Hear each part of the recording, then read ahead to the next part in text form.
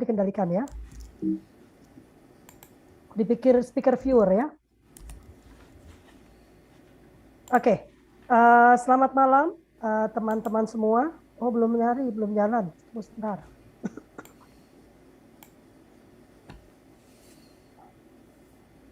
Oke.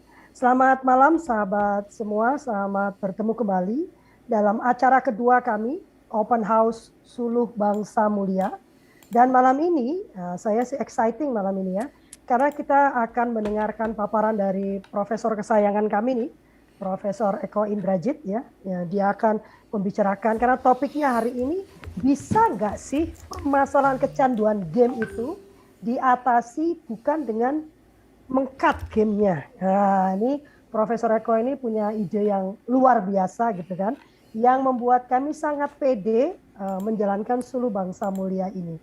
Dan berikutnya kita akan mendengarkan, semoga teh nanti akan muncul paparan tentang konsep Suluh Bangsa Mulia, dan kemudian kita akan mendengarkan kesaksian ya, jadi cerita dari Raka Ibrahim yang akan mengisahkan perjalanan dia melakukan konsep yang sekarang diterapkan di dalam Suluh Bangsa Mulia.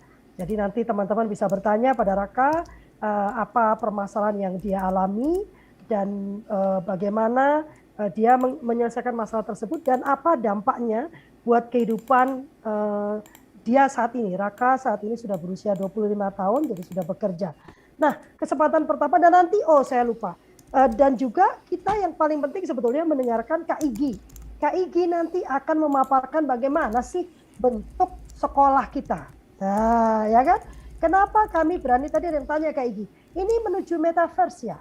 Nah, saya jawab, loh bukan menuju, ini sudah metaverse gitu kan ya. Nah, boleh agak-agak sombong dikit ya Prof ya?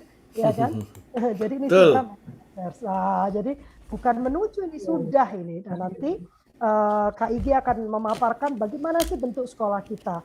Dan di akhir Anda akan disuguhi formulir dari Kak Deli, karena akan ada free trial selama 3 hari, mulai tanggal 3, 4, 5.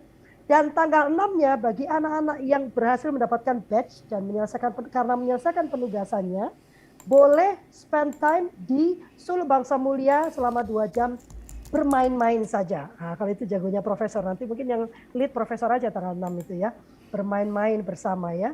Nah, kita mulai saja dengan paparan dari Profesor Eko Indrajit. Silakan Prof. Terima kasih Mbak Lovely, selamat malam Bapak-bapak, Ibu-ibu semuanya yang saya cintai.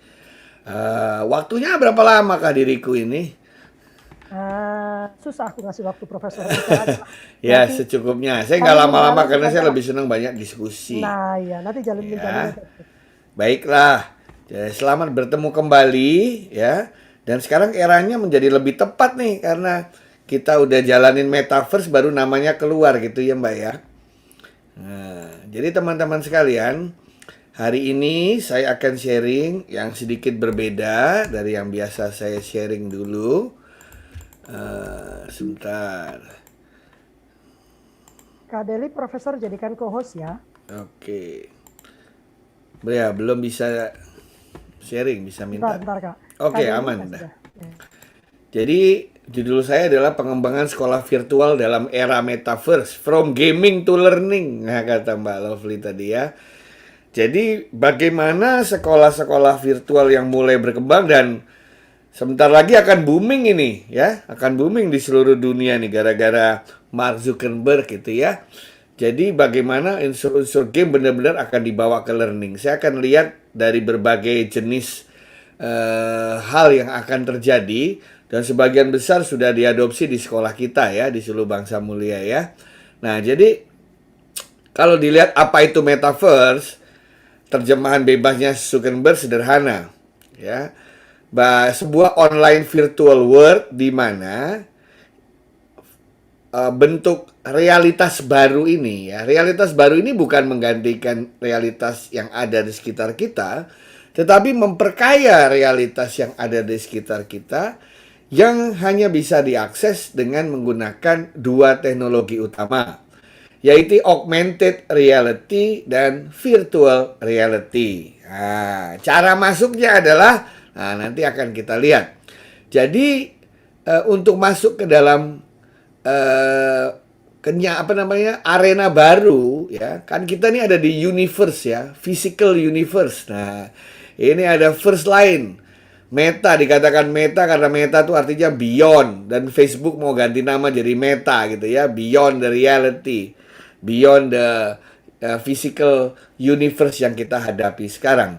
Nah, untuk masuk ke sana nanti kita akan menggunakan piranti teknologi.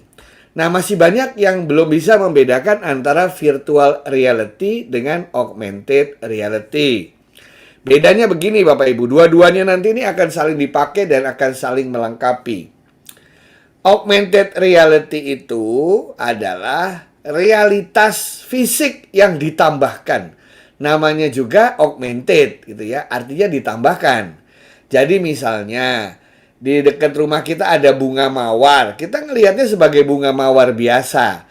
Tapi kalau kita lihat bunga mawar itu dari handphone kita, dari kamera handphone kita, tiba-tiba di atas bunga mawar itu ada penjelasannya. Ini bunga namanya apa, istilah latinnya apa, tumbuh di mana saja. Dan bahkan ada video yang memperlihatkan bunga itu dari kuncup hingga memekarkan diri. Atau kita lagi beli buku ya, di dalam buku itu ada gambar dinosaurus, gambar biasa dinosaurus. Tapi kalau saya lihat dari handphone saya, dinosaurusnya tiba-tiba bergerak-gerak menjadi gambar 3 dimensi. Ya kayak kita dulu main Pokemon itu. Nah, itu augmented reality ya. Pokemonnya nggak kelihatan, tapi tiba-tiba Pokemonnya ada di atas jalan raya kek, ada di lobinya mall kek, ada di pintunya hotel. Itu namanya augmented reality. Sementara virtual reality adalah realitas yang sebenarnya nggak ada, tetapi dibuat menjadi ada. Makanya namanya bersifat virtual atau maya. Nah, jadi misalnya apa? Kita tiba-tiba berada di atas tembok Cina. Atau kita tiba-tiba berada di depannya Mesir, piramida Mesir. Atau tiba-tiba kita hanya beberapa ratus meter dari Menara Pisa. Di sekeliling kita isinya adalah lingkungan sekitarnya. Kok bisa begitu? Ya, karena kita menggunakan kacamata khusus atau yang kita kenal dengan istilah Google itu, sehingga tiba-tiba sekeliling kita ada sebuah realitas baru, ada sebuah dunia baru. Nah, fisiknya nggak ada, tapi bentuk mayanya ada. Nah, dua inilah yang akan menjadi teknologi tulang punggung bagi metaverse. Ya. Nah, untuk apa? Untuk semua. Nanti Anda bisa ke mall-mall yang tidak hanya di Indonesia, Anda bisa ke mall di Afrika Selatan, Anda bisa ke mall di Amerika, bisa ke mall di Eropa, ya. Nah, demikian juga Anda bisa sekolah di mana? Bisa di mana-mana nih. Wah. Ya, jadi nanti kalau SBM pakai bahasa Inggris tuh bisa-bisa orang luar negeri juga sekolah di SBM itu, Bu Lovely. Ya, nah, jadi seluruh dunia itu menjadi murid kita itu. Ya. Nah, semua ini dilakukan dengan cara mengembangkan ilmu informatika, sehingga terjadilah ekosistem pendidikan dan pembelajaran manusia yang berbeda. Seperti apa bentuknya nanti ya? Nanti Mas Igi akan kasih lihat mana yang udah ada di tempat kita, mana yang belum, mana yang akan ada, begitu ya. Mari kita lihat sederhana. Nah, ini kalau mau berangkat ke sekolah ya begini. Kalau dulu mau berangkat sekolah pakai seragam sekolah, pergi bye-bye papa, mama gitu kan ya. Bapak, ibu, ayah, bunda. Nah, sekarang kalau pakai begini artinya mau pergi ke sekolah. Nah, itu yang pakai virtual reality, yang pakai kacamata itu. Itu sebenarnya handphone biasa. Cuman handphonenya ditaruh di dalam Google supaya kelihatannya lebih menarik. Pakai handphone biasa bisa pakai handphone biasa. Nah, mari kita lihat perkembangannya. Kenapa ini menjadi salah satu cara agar anak-anak kita yang terbiasa di depan layar main game akhirnya belajar di sekolah. Oke? Kita mulai dari perkembangan yang augmented dulu sifatnya, ya. Augmented itu sifatnya adalah, tadi saya kasih contoh ya, alam semesta kembali menjadi sekolah yang holistik dan kontekstual. Kesalahan pendidikan modern itu adalah ya, ruang belajar atau istilahnya lingkungan belajar yang mestinya seluruh alam semesta tiba-tiba jadi kecil hanya di dalam kompleks sekolahan. Itu kesalahan besar dalam pendidikan gitu ya. Padahal dulu Ki Hajar Dewantara, Muhammad Syafi'i udah bilang bahwa alam terkembang inilah semua lingkungan belajar kita. Tiba-tiba belajarnya hanya di sekolah saja. Nah, dengan adanya virtual ini, maka semua dunia, seluruh dunia, tidak hanya yang ada di sekitar kita, menjadi laboratorium kita, menjadi tempat belajar kita. Gambar sebelah kiri Anda bisa lihat ya, ini adalah tanah kosong ini. Tanah kosong yang tidak ada tanamannya. Tetapi begitu kita pakai handphone kita, di tanah kosong itu kelihatan ada apa? Ada tanamannya. Pagernya sama dengan pagar yang fisik, tetapi ditimbai tanaman di sini. Tanamannya bisa beraneka ragam. Jadi kita bisa belajar ilmu-ilmu tanaman tanpa harus menunggu tanamannya mekar dulu. Nah, itu contohnya. Atau kita jalan-jalan ya di sekitar kita. Gambar rumahnya ada, gedungnya ada, tapi di-augmented dengan informasi-informasi tambahan. Nah, ini namanya augmented reality. Ya. Nah, kalau virtual reality, sekarang kan saya terus terang ya, udah bosen pakai Zoom, Bu Lovely. Udah bosen, udah kelihatan wajah dimatiin semua sekarang, makin bosen. Iya. Ya, kita kayak ngomong sama layar aja. Tembok. Mungkin di sana lagi pada makan. Tapi dengan virtual reality, lihat. Muka kita ini nanti, orang ini bisa milih mukanya sendiri, Mbak. Nah, kita bisa pakai muka kita. Jadi seolah-olah kita bisa belajar dalam lingkungan yang sama. Tuh. Bentuknya persis kayak gamenya PlayStation nih. Jadi mereka merasa bahwa, secara fisik pun kita berinteraksi dengan manusia lain. Nah, kalau kita pakai Zoom kan, begitu videonya dimatiin, kita nggak tahu kita masih bersama atau tidak. Betul ya? Tapi di sini nggak apa-apa. Misalnya kita pengen offline, tapi kita punya avatar tetap diem, ada di situ. Jadi kayak orang lagi ngelamun gitu ya. Lagi di pojokan sekolah ngelamun, ini ada orangnya tapi nggak gerak-gerak. Nah, nanti kita datengin, kita senggol. Halo bro, lagi ngapain gitu ya. Nah, ini akan membuat orang merasa bahwa dia ada temannya. Dia ngomong didengarkan. Ada yang sama-sama sekolah bareng. Jadi kalau login di virtual itu, maka akan keluar avatar kita. Muka kita juga bisa didigitalisasi. Interaksi dan komunikasi jarak jauh semakin menarik dan menyenangkan. Karena apa? Karena kita kayak main The Sims. Ya, kita kayak main yang lain-lain. Nah tuh, Pak Igi udah nggak sabar tuh dikasih lihat tuh punya dia. Udah kagak sabar tuh Pak Igi. Sabar ya, pamer. Nah, terus ada lagi yang asik apa? Katanya kita disuruh bereksperimen. Tapi kita nggak punya alat eksperimennya. Coba belajar biologi. Ayo kita bedah jantung. Katanya waktu SMP saya dikasih tahu. Jantung manusia itu ada 2 bilik dan 2 serambi. Gimana cara saya lihatnya? Ya kan? Nah, Anda lihat gambar sebelah kiri ini. Dengan sekolah virtual ini, kita bisa masuk ke kelas biologi dan kita bisa melihat jantung kita dari dekat. Bisa kita putar-putar semua. Jadi kita bisa bereksplorasi. Walaupun kelasnya nggak ada, siswanya bisa masuk ke laboratorium biologi untuk bereksplorasi. Nah, itu gambar-gambarnya Mas Igi yang lagi jalan-jalan itu. Ini kayak yang di sebelah kanan ini, Bu Lovely nih. Nah, apa? Saya yakin ya, yang dulu pada belajar kimia, paling yang dicampur di lab kimia itu-itu aja, bener nggak? Na sama Cl, H2SO4 itu aja. Saya takut meledak. Iya, padahal tabel periodik kimia tuh banyak banget. Ada emas, ada besi, ada uranium. Nggak ada yang berani eksperimen. Orang nggak ada barangnya. Nah, tetapi dalam dunia virtual, Anda bisa mengambil zat apapun. Nah, kalau meleleh atau meledak, sifatnya adalah simulatif, sehingga kita belajar. Zat ini tidak boleh dicampur dengan zat yang lain. Jadi eksperimen dan eksplorasi ilmu bersifat tidak terbatas dan menyeluruh.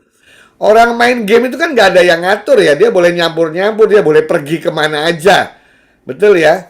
Nah, kalau di sekolah, jam sekolah harus di dalam kelas, nggak boleh kemana-mana. Nah, di sini Anda bisa bereksplorasi dimanapun. Jadi inti dari ilmu bahwa kita bereksperimen dan melakukan eksplorasi itu dapat dilakukan. Nah, yang keempat nih, yang paling asik nih apa? Nah, ini kayaknya saya bocorin beberapa jadinya Bu Lovely ya. Anda bisa loncat dari satu dunia ke dunia lain, dari satu negara ke negara lain. Hari Nggak ini pakai di visa. SBM kita akan loncat ke apa ini? Tembok Cina.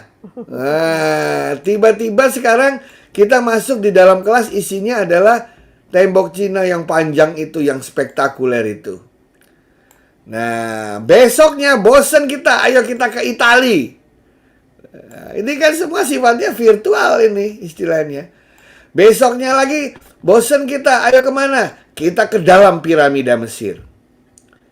Nah, bedanya di sekolah virtual dengan sekolah biasa yang menggunakan video adalah dengan sekolah virtual kita biasa memiliki memiliki pola pikir bahwa the sky is the limit. Kita bisa kemanapun semaunya kita. Kita senang apa, kita pengen kemana, interest kita kemana, dapat kita lakukan. Nah, kalau yang model blended di sekolah terbalik. Ya, kurikulumnya apa harus ngikutin kurikulumnya. Nah, dalam metaverse ini, itu dikenal yang namanya personalized curriculum.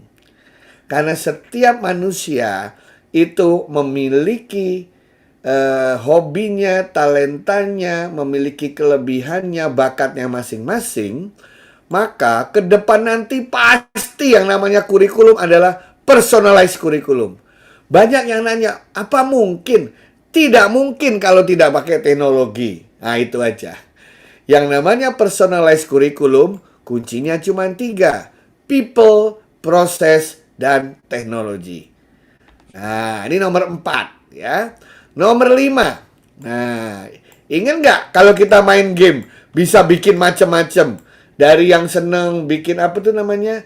Yang kotak-kotak zaman saya Lego. Anak-anak sekarang Minecraft gitu ya. Dari mulai Minecraft, bikin mobil sendiri, bikin pesawat sendiri.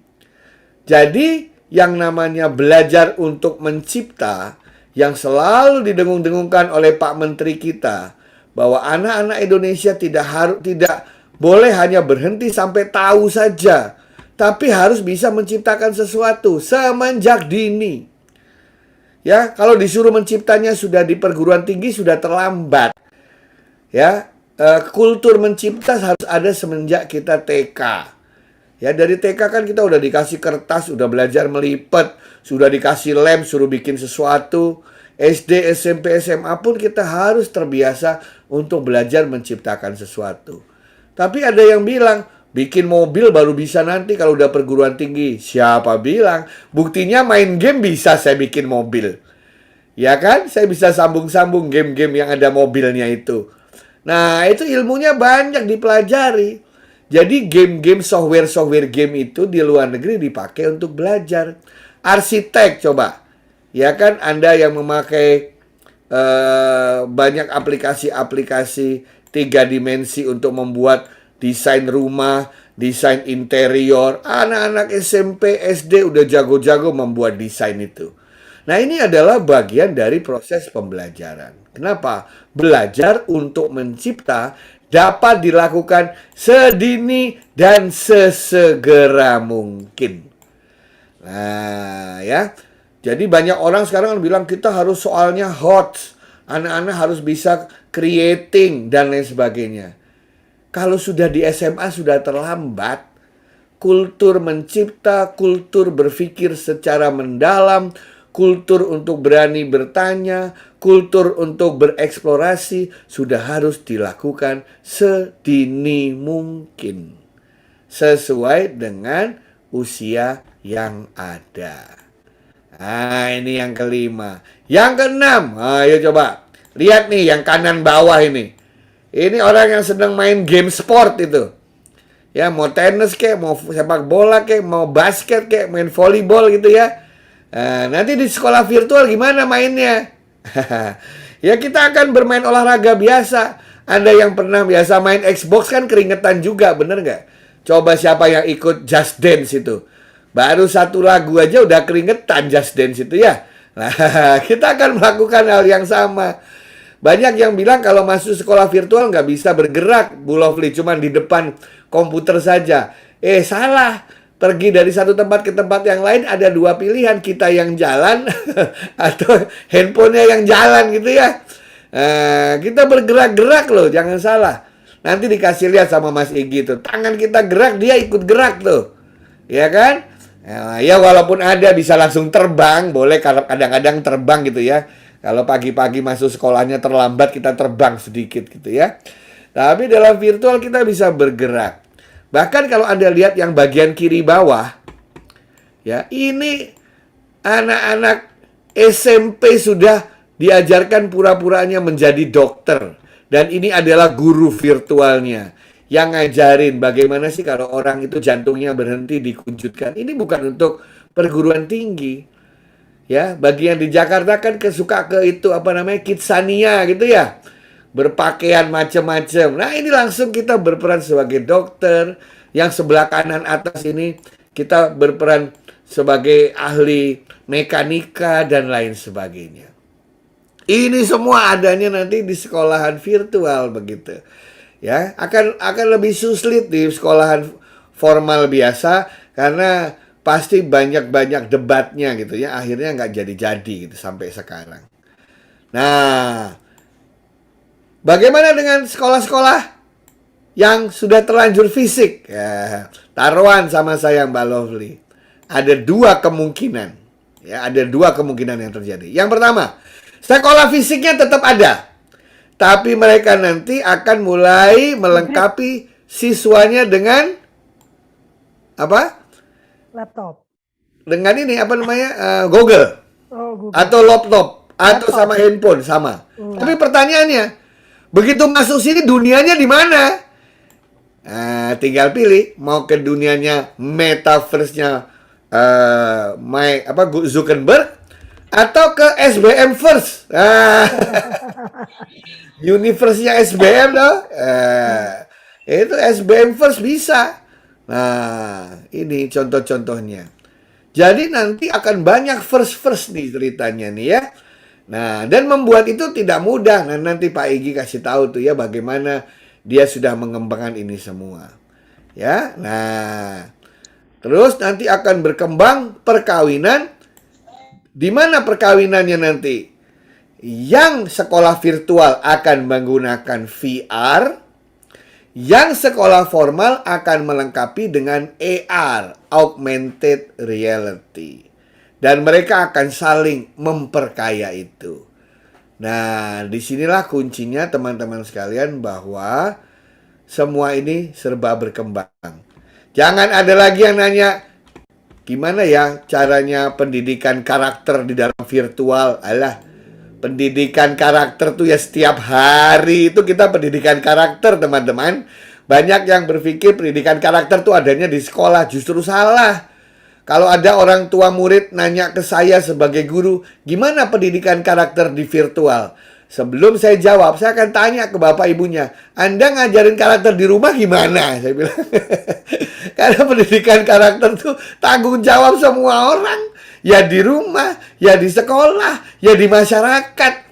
Ya, pendidikan karakter tuh bukan kurikulum. Pendidikan karakter itu adalah pendidikan menjadi manusia. Ya, jadi kita mengajari anak-anak kita cara bersikap, cara berdoa, cara berdebat, cara bicara, itu pendidikan karakter. Yang mau di virtual, non-virtual, ya sama. Ya kan? Coba kita lihat waktu masuk ke Zoom. Ya kan, ada yang menyapa, halo apa kabar Mbak, halo apa kabar Mas, tapi ada yang diem aja, ya toh. Nah, di situ bagian dari pendidikan karakter. Nah, jadi pendidikan karakter itu bukan kurikulum, itu adalah kurikulum kehidupan. Ya, semua tanggung jawab. Nah, makanya banyak guru-guru bingung Mbak Lovely semasa pandemi. Pendidikan karakternya bagaimana? Ya tetap aja berjalan. Ya, pendidikan karakter apa selama pandemi? Ya banyak yang bisa kita lakukan. Itu adalah tanggung jawab bersama. Ya. Yang kesembilan. Nah, ini lebih rame nanti. Jadi Mas Haji. Apakah yang kesembilan itu? Yang kesembilan nanti di SBM akan keluar apa? Guru-guru berbasis AI. Wah. Guru-guru berbasis AI ini adalah gurunya lebih pintar dari kita dalam hal pengetahuan. Kenapa? Ya saya ini kan manusia biasa, udah banyak yang lupa ya. Tapi guru-guru berbasis AI ini ingat semuanya ya. Nah, saya akan dibantu dengan guru-guru berbasis AI yang sekarang sudah bertebaran di mana-mana.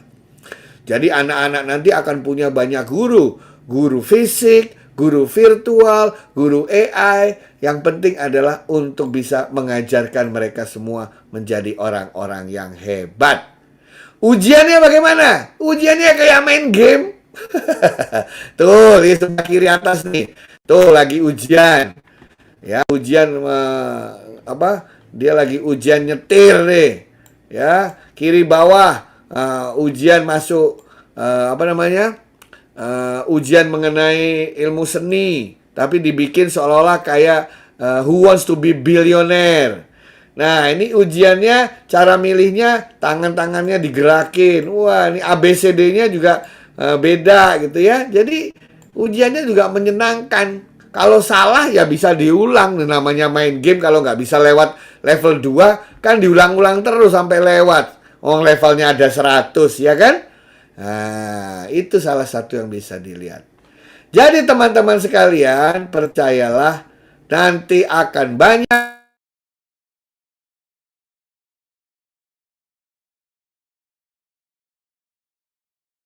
dan saya sangat bangga diundang Mbak Lovely menjadi bagian dari sekolah first pertama di Indonesia.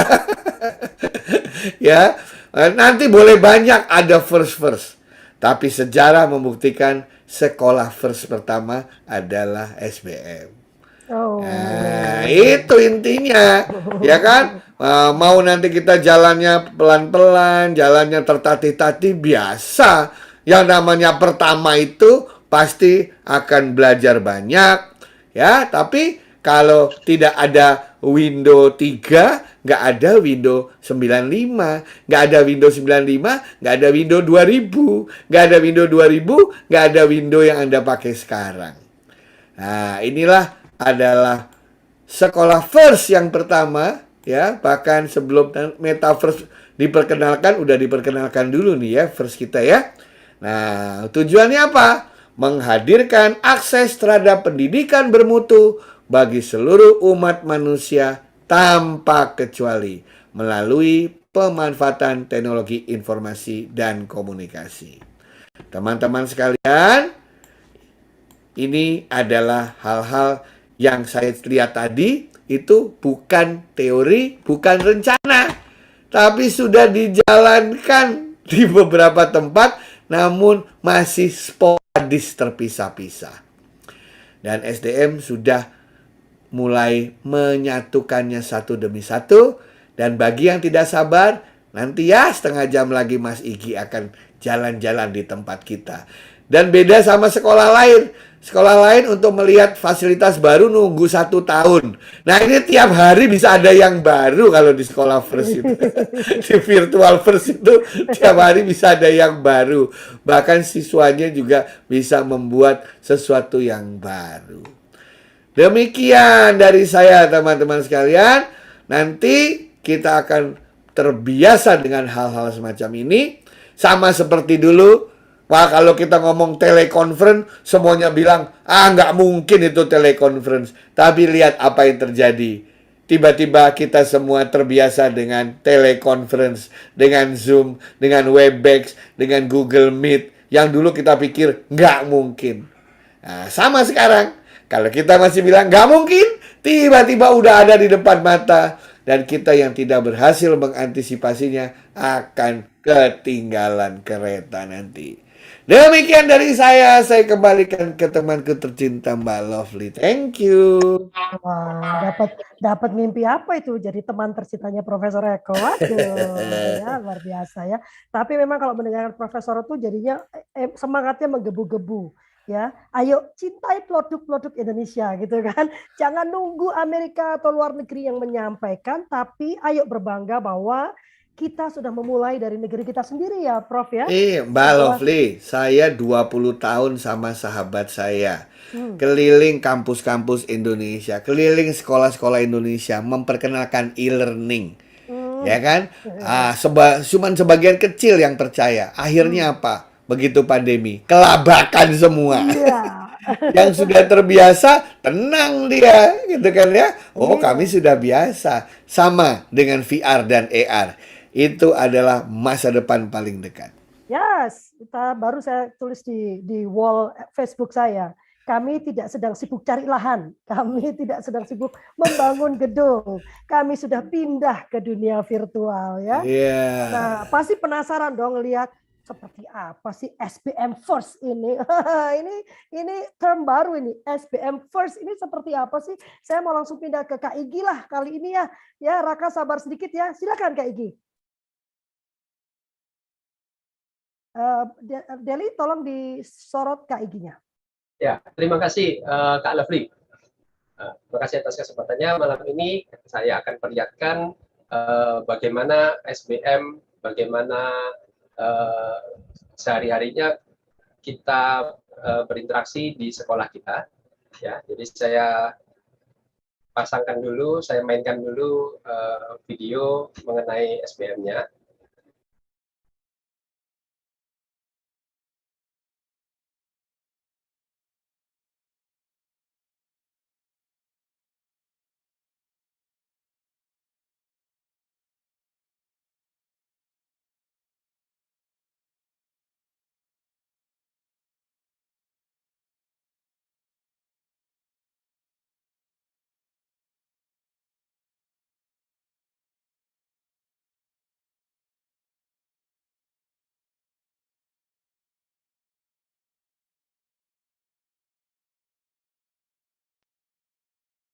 Halo, nama saya Igi. Saya akan menjadi tour guide Anda selama beberapa menit ke depan. Jangan khawatir, pasti seru. Selamat datang di Sekolah Suluh Bangsa Mulia. Sekarang mari kita jalan-jalan. Saat ini kita berada di jalan depan bangunan utama kampus Suluh Bangsa Mulia. Nah, sepertinya itu ada beberapa teman kita. Oh, itu si Betty, Dedi, dan teman-teman lainnya. Hai Betty. Hai Dedi. Apa kabar kalian? Saya mau jalan-jalan dulu ya. Sekarang kita berada di sebuah sekolah masa depan. Sekolah futuristik yang memanfaatkan teknologi grafik komputer 3 dimensi. Teknologi virtual reality dan teknologi pendidikan yang paling maju di Indonesia. Ya, harapannya juga di dunia. Selamat datang di Sekolah Suluh Bangsa Mulia. Sekarang kita bicara mengenai dunia virtual reality. Teknologi ini sudah cukup lama berkembang dan digunakan dalam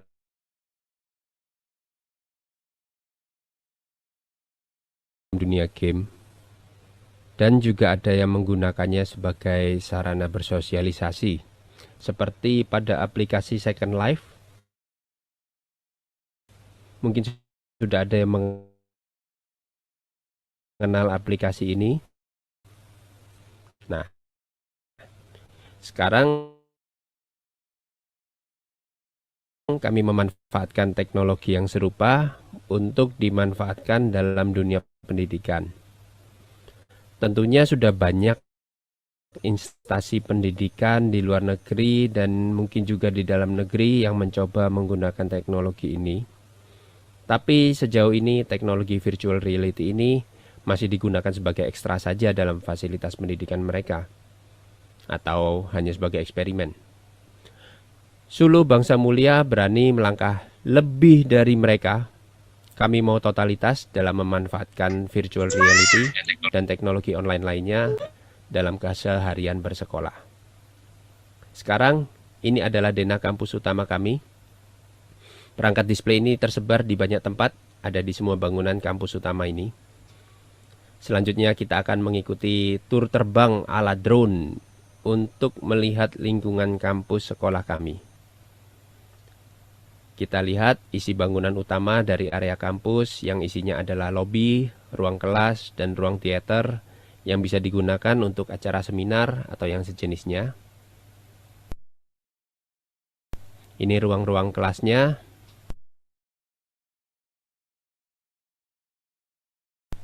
Bangunan yang ada dome-nya di depan itu, bagian atasnya ada teleskop raksasa. Kemudian ini adalah ruang-ruang terbuka yang juga akan kita manfaatkan sebagai ruang belajar. Bahkan sepertinya kami akan lebih banyak melakukan kegiatan ajar belajar di ruang terbuka dan tempat-tempat lain yang luar biasa. Benar-benar di luar dari yang biasa. Kita juga lihat tower generator listrik, tenaga angin, dan juga pembangkit tenaga air. Tentunya sebuah simulasi yang nantinya bisa dijadikan bahan belajar sains dan teknologi. Ini suasana belajar di dalam kelas. Yang kita lihat ini adalah pelajaran 3D building, sehingga mereka juga nantinya bisa membuat objek-objek 3 dimensi di lingkungan sekolah virtual kami. Bahkan nanti kami akan memberikan sejenis asrama atau kamar pribadi yang bisa mereka gunakan untuk berlatih membuat objek 3 dimensi sekaligus menghias kamar mereka masing-masing. Pada beberapa kesempatan, ya harapannya banyak kesempatan, kami akan mengundang para ahli, profesor, praktisi dari berbagai bidang untuk mengajar dan berdiskusi di sekolah kita. Jadi kita tidak nanggung dalam memberikan ilmu kepada anak-anak Anda. Kami ingin memberikan ilmu dan pengetahuan, juga pengalaman yang terbaik bagi anak-anak kita. Sebagai intermezzo, coba perhatikan gerakan tubuh pembicaranya. Anda akan melihat beberapa kali pembawaan gerakan yang alami ini pada segmen-segmen berikutnya. Ini bukan gerakan yang diatur menggunakan skrip atau program. Kami menggunakan teknologi motion capture yang membaca gerakan tangan, badan, dan kaki pembicara, sehingga audiens tidak kehilangan ekspresi pembicara. Juga bisa kita lihat pada segmen kali ini, perhatikan gerakan guru pembimbingnya yang alami. Dan ini adalah salah satu bentuk kegiatan ajar belajar yang dilakukan di ruang terbuka, di gazebo tepi air, suasananya santai dan segar, sehingga diharapkan penyampaian materi dan diskusi bisa kita tingkatkan kualitasnya. Kemudian kita juga melakukan event-event dalam suasana unik dan menarik, seperti suasana api unggun di malam hari, walau pelaksanaannya tidak harus di malam hari, tapi boleh juga malam-malam kalau diinginkan. Kemudian kita tidak hanya belajar di dalam kelas seperti sekolah biasa, kami juga akan membuat dunia-dunia lain yang bisa dikunjungi untuk belajar beragam bidang ilmu. Sebagai contohnya di sini, anak-anak akan kami ajak untuk studi tur mengenai sejarah ke negara Meksiko, atau yang dalam bahasa aslinya menyebutnya Mexico. Mereka belajar mengenai piramida suku Maya. Ya, piramid ini sudah ada di sekolah kami. Bagi yang akan mengikuti demo tur beberapa hari ke depan, akan bisa ikut mengunjungi tempat ini juga. Penutup, setelah bertahun-tahun, kami mempelajari teknologi ini dan kami semakin menyadari potensinya sangat besar untuk dimanfaatkan dalam dunia pendidikan. Sayang sekali kalau potensi ini tidak bisa berbuah untuk umat manusia, khususnya negara kita. Berangkat dari beberapa orang dengan visi pendidikan dan teknologi yang sudah di depan dari rata-rata orang di Indonesia, kami berniat untuk menjadi pelopor, meloncat sambil membawa suluh atau obor, membawa metode progresif dalam cara bersekolah anak-anak kita. Terima kasih. Wow, ya kita sudah melihat ya, ini rakannya malah turun ke bawah. Kita sudah melihat ya bagaimana bentuk sekolahnya. Memang benar-benar SBM first ya. Dan ini ada yang sudah bertanya apakah memungkinkan untuk anak berkebutuhan khusus. Nanti kami jawab ya. Saya akan menceritakan secara singkat metode pembelajaran yang digunakan di Suluh Bangsa Mulia. Karena saya ingin nanti sesi tanya jawabnya banyak ya. Sayang kalau kita nggak melakukan sesi tanya jawab karena kita punya banyak orang hebat di dalam sini ya. Suluh Bangsa Mulia itu menggunakan satuan pendidikannya adalah pendidikan non formal. Jadi nanti kita bernaung di bawah PKBM. Saat ini Suluh Bangsa Mulia sedang mengurus perizinan karena perizinan di non formal itu berbeda dengan perizinan di formal. Kami harus melakukan kegiatan dulu baru bisa mengajukan perizinan. Tapi jangan khawatir, saya sudah melakukan deal dengan PKBM Kak Seto. Nanti untuk sementara anak-anak akan ditampung di dalam di dalam dapodik mereka ya, karena yang penting itu nomor induk siswanya ya. Tadi Kak Igi lupa menyampaikan piranti minimal. Pak Igi, saya balikin dulu. Karena itu nanti pertanyaan pasti muncul. Silakan menyampaikan piranti minimal, minimum requirement. Ya, Kak Lovely tadi juga sudah mau saya sambung sebenarnya. Karena tutup. Silakan. Bentar ya, ini saya mau sharing.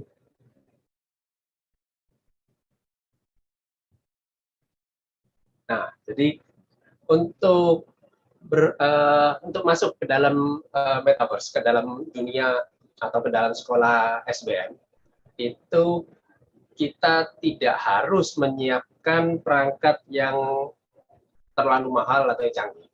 Tapi tentunya semakin baik, semakin canggih, akan semakin menyenangkan untuk pengalaman berinteraksi dan bersekolah di SBM.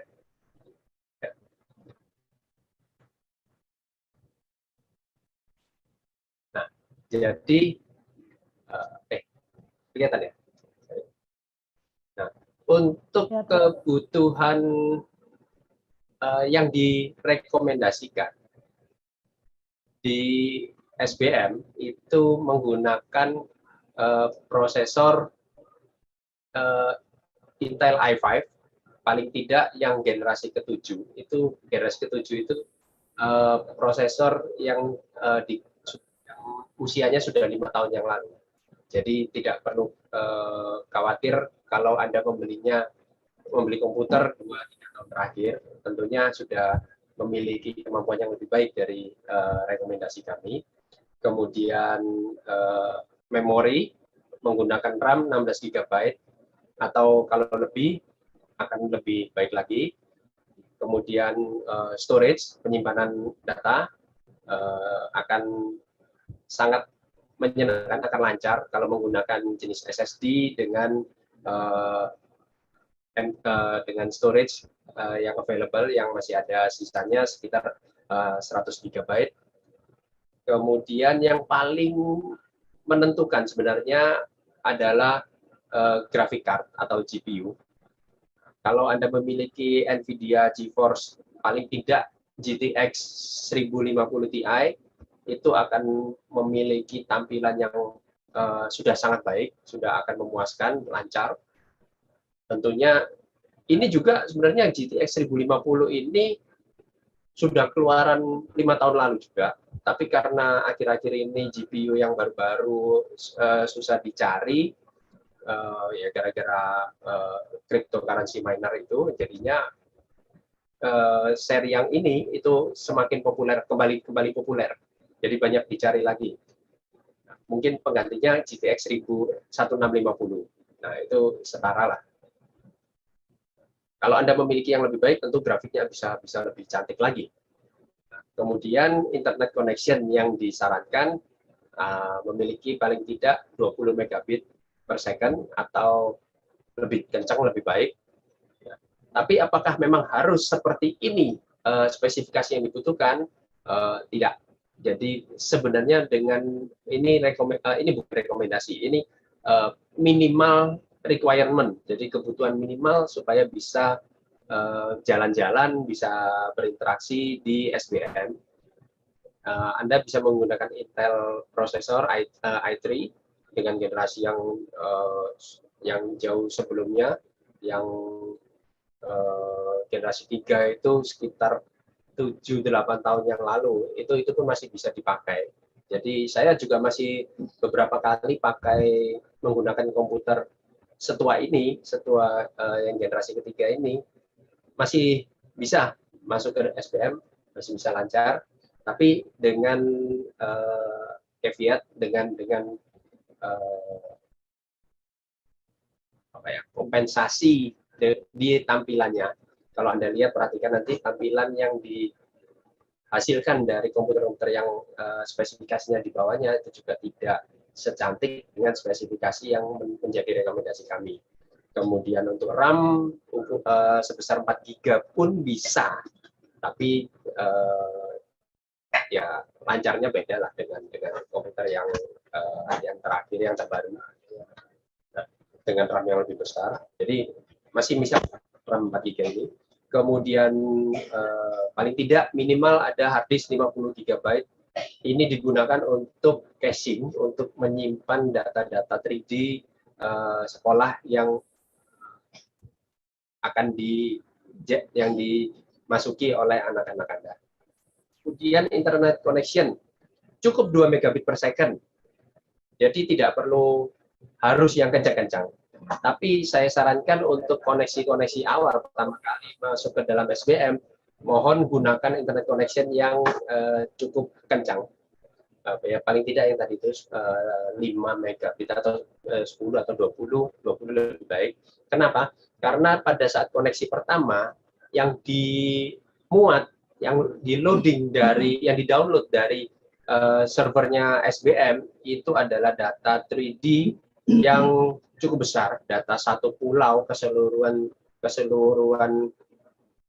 metaverse dari SBM di seluruh kampusnya itu di-download secara total di koneksi awal. Nah, karena itu butuh internet koneksi yang cukup besar.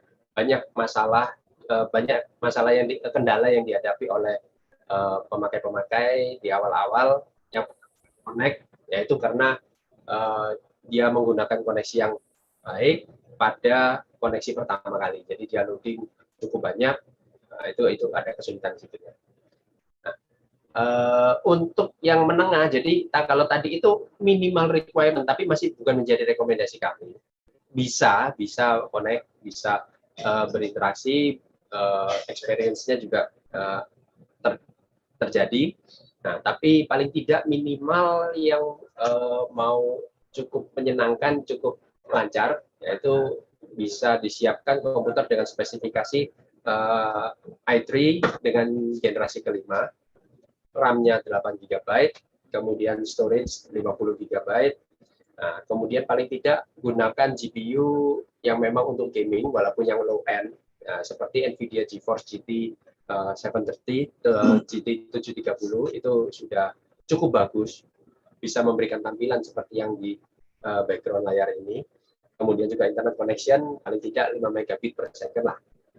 Namanya saja kita sekolah dengan teknologi, jadi paling tidak ya teknologinya difasilitasi dengan cukupan lah. Nah, bagaimana kita melihat bedanya kalau kita menggunakan komputer dengan spesifikasi paling minimal dengan spesifikasi rekomendasi kami? Bukan yang minimal, Mas, ya, rekomendasi yang bagus. Nah, Anda lihat di bagian tanah, air, lalu jembatan yang ada di depan ini. Nah, bisa dilihat di sini. Ini yang bagus. Nah, jadi dengan spesifikasi yang bagus, kita lihat perbedaannya jauh sekali. Jadi tetap bisa dijalani. Nah, tapi kalau mau cantik, tampilannya mau tampilannya mendekati realistis, gunakan spesifikasi yang kami rekomendasikan. Kemudian rekomendasi minimal yang kami sarankan tadi itu adalah seperti ini tampilannya. Ini yang i5 generasi ke-5 ya. i3 generasi kelima dengan GPU GT 730. Nah, kalau mau diperhatikan apa yang beda? Rumput tanah mungkin tidak terlalu beda jauh, tapi bisa dilihat bayangan dan airnya. Nah, di sini kelihatan bedanya. Kalau menggunakan rekomendasi yang bagus, bayangan-bayangan itu terlihat cantik, airnya terlihat baik, pantulan-pantulan dan tekstur apa dan airnya ini terlihat bagus sekali. Gitu. Jadi itu spesifikasi hardware yang dibutuhkan. Kalau operasi sebenarnya aplikasi yang sudah kami siapkan itu bisa dijalankan di Linux, di Windows 7 minimal sampai Windows 11 pun bisa. Kemudian di Mac juga bisa. Ada juga di Android. Tapi untuk mempermudah launching sekolah kami di awal-awal, kami support, kami memberi dukungan bantuan itu untuk yang Windows dulu. Nah, berikutnya kalau kami sudah bisa melayani dengan baik dan lancar, kami akan perluas support ke Linux, Mac, Android, bahkan perangkat-perangkat VR yang spesifik seperti Oculus dan HTC Vive, itu akan kami support juga. Oke, di situ mengenai hardware yang dibutuhkan, saya kembali ke Kak Lovely. Ya, Kak Igi, terima kasih. Jadi untuk membantu menjawab pertanyaan apakah bisa di handphone, ya sebetulnya di dalam SPM sendiri orangnya beragam ya. Ada Kak Yanti, ada Profesor Eko gitu ya. Dan perdebatannya selalu apakah cukup untuk bisa membuat anak itu screen time-nya aman sesuai dengan rekomendasi ID gitu ya. Sehingga kami memutuskan SPM itu adanya di perangkat laptop atau komputer, sehingga nanti ada masa anak itu bisa menutup laptopnya dan beraktivitas di dunia nyata ya. Kak, ini ada yang nanya, VGA Intel HD Graphics 620 bawaan ThinkPad X 270 cukup nggak? Kalau Intel HD 620 itu termasuk yang minimal tadi, yang bukan rekomendasi tadi. Bisa jalan, tapi itu termasuk yang apa ya? Jadi gambarnya masih kayak game zaman dulu. Yang minimal requirement, minimal bisa. Minimal. Tapi bukan minimal rekomendasi. Minimal banget gitu ya. Ini ada pertanyaan juga, apakah bisa untuk anak berkebutuhan khusus? Ya, justru kami sebetulnya ada Kak Tri Gunadi ya. Kami sangat berharap anak-anak ini bisa juga diakomodasi oleh SBM. Saat ini SBM bentuknya masih chatting ya. Jadi kalau chatting maka anak-anak bisu tuli bisa beraktivitas ya, karena semuanya akan muncul dengan avatar yang mereka pilih sendiri dan mereka bisa bentuk sendiri ya. Tapi nanti ke depannya kami sedang membuat supaya SBM ini juga bisa bersuara ya, lalu juga bisa mengenali gerakan. Nah, kalau sudah bisa mengenali gerakan maka hampir semua anak akan bisa kami layani di dalam SBM ini seperti tadi yang disampaikan oleh Profesor ya. Saya mau tambahkan juga Kak Lovely. Boleh. Anak berkebutuhan khusus. Kebetulan tim IT kami sedang bereksperimen sekarang membuat controller yang bisa custom. Jadi kalau mau kita bisa bekerja sama juga, kita pelajari controller yang sesuai untuk masing-masing anak. Kita buatkan. Jadi spesifik untuk anak yang kebutuhannya bagaimana respon fisiknya, itu nanti kita bisa sesuaikan dengan motorik mereka. Ya. Nah, itu kedepannya itu pasti akan sangat membantu dan bukan cuma untuk di proses sekolah saja belajar saja, tapi juga di proses sosialnya anak itu lebih imersif masuk dalam. Ya, sekarang kita masuk ke konsep pembelajaran ya. Bicara teknologi, ya kemarin kan kalau yang di open house pertama kita bicara tentang teknologi dan betapa asyiknya berada di dalam ruang SBM. Lalu pembelajarannya bagaimana? Nah, saya akan coba share Ya, tadi sudah saya sampaikan beberapa bahwa SBM ini adalah sekolah non formal, ya, sekolah non formal. Karena ini ada yang nanya ini, sekolah non formal. Maka sesuai Undang-Undang Sisdiknas, satuan pendidikan non formal itu ijazahnya juga diakui oleh negara karena kita mengikuti ujian kesetaraan. Bahkan saya berharap ke depannya ujian kesetaraan itu sudah tidak ada. Yang namanya ujian ya ujian aja, satu aja gitu ya Prof ya. Nanti PGRI ikut membantu perjuangan itu ya Prof.